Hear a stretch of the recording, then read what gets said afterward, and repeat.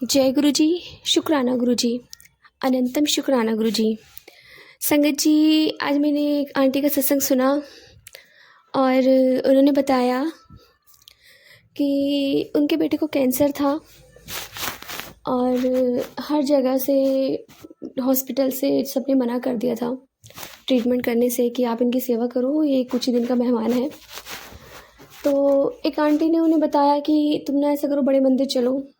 तो वो मना कर देती हैं। फिर वो अपने हस्बैंड से बोलती हैं कि ऐसे ऐसे बड़े मंदिर है कहीं, और वो आंटी बता रही हैं। तो अंकल कहते हैं कि चलो चलते हैं।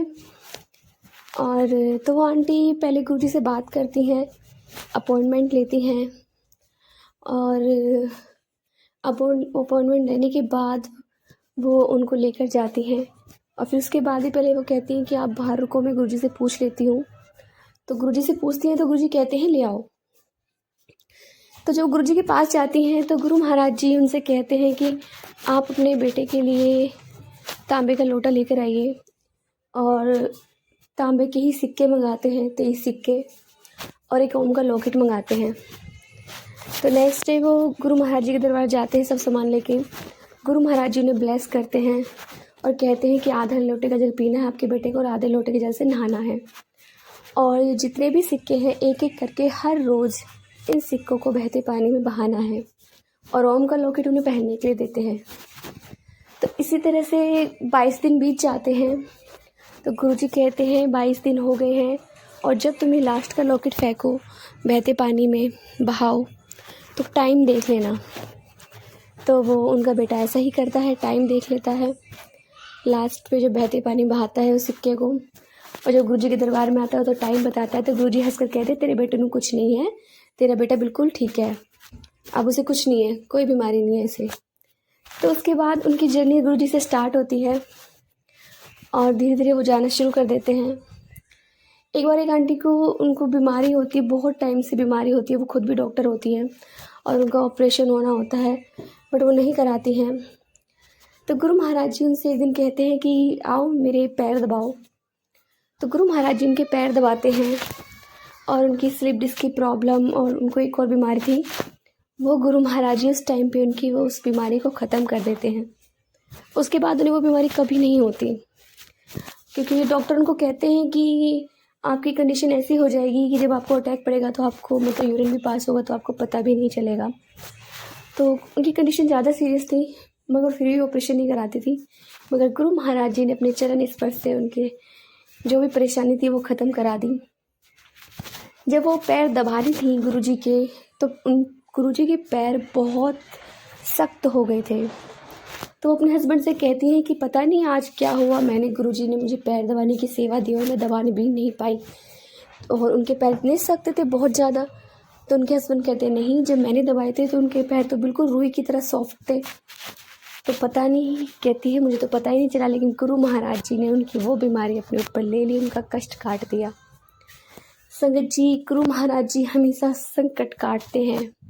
एक बार उन्हें एक संगत कहती है गुरुजी से कि गुरु महाराज जी आप इतना कष्ट अपने ऊपर लेते हो, आपको परेशानी नहीं होती? तो गुरुजी कहते हैं कि महापुरुषों का काम ही यही होता है कि अपने बच्चों के कष्ट काटना।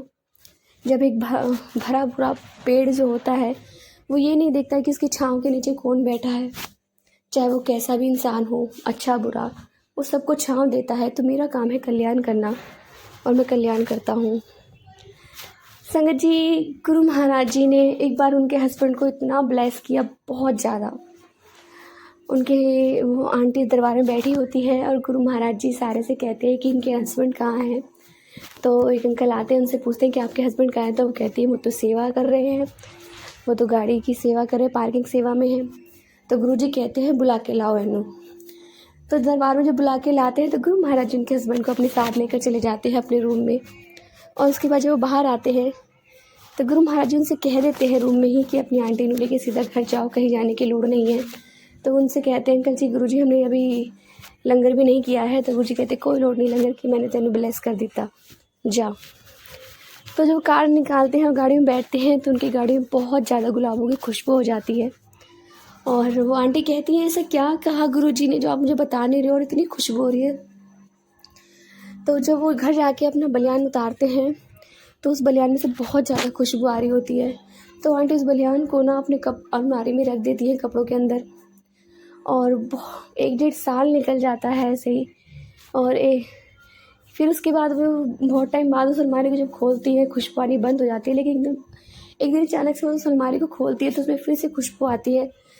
तो अपने अंकल से पूछती हैं कि ऐसा क्या था जो तुमने मुझे आज तक नहीं बताया है, गुरु महाराज जी ने ऐसा क्या दिया है? तो वो कहते हैं अंकल जी कि गुरु महाराज जी ने मुझे डिवाइन प्रसाद दिया था, उस बलियान में वो प्रसाद है, और गुरु जी ने कहा था कि जब भी तुम किसी शुभ काम के लिए जाओ तो प्रसाद को चख के जाना।